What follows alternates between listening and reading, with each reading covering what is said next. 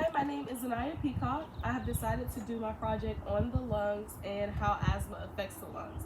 The reason I chose this topic is because asthma is a common disease in my family. My mother has asthma, and I also have a few cousins that have asthma. So I'll start off the project by showing you the normal homeostatic anatomy of the lungs. So we're going to see the trachea here, and around the trachea will be tracheal cartilage. We have the main bronchi. The lobar bronchi are going to be the bronchi that are protruding into each lobe of the lung. The apex will be the top of the lungs.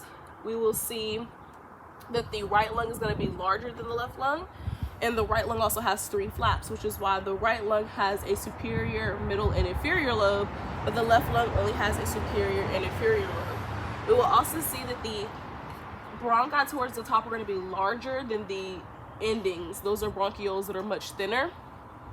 And what's going to occur when we're having gas moving through the lung is that oxygen will come in through your mouth or nose. It'll come through that trachea, through the main bronchi, through the lobar bronchi, and then it makes its way all the way down to the smaller endings called the bronchioles. At the endings of the bronchioles will be the alveoli, which are these tiny sacs that allow for gas exchange. So the alveoli, that oxygen that has just traveled through the lung, is going to enter the bloodstream, and that carbon dioxide that's in the bloodstream is going to take the same route that the oxygen did, but in the reverse order. So it'll make its way through the bronchioles, through the smaller bronchi, then through the larger bronchi, out through the trachea, and out through the mouth and the nose. Now, what's occurring with asthma? When asthma is occurring, the anatomy is going to look a little different. So with asthma, we're going to see that I've demonstrated asthma in the right lung, which is why the bronchi and the bronchioles are so much thinner in the right lung compared to the left lung. So because these bronchi and bronchioles are so much thinner, that oxygen that wants to make its way through the lung is going to not be able to do that because these airways are so constricted. And so we're going to have less oxygen making its way through the lung and entering the bloodstream.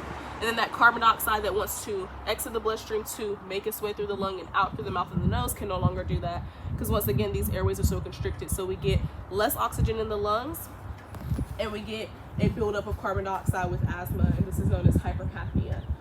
I will say one fun fact I've learned while doing this project is that men are more likely to get asthma as children, while women are more likely to get asthma as adults.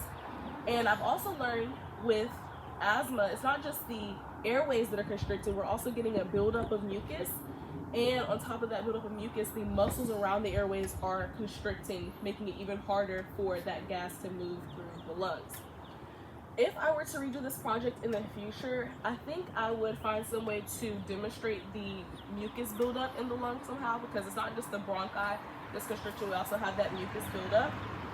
But overall, I did have fun doing this project. I did have fun learning about it, and I hope you had just as much fun watching.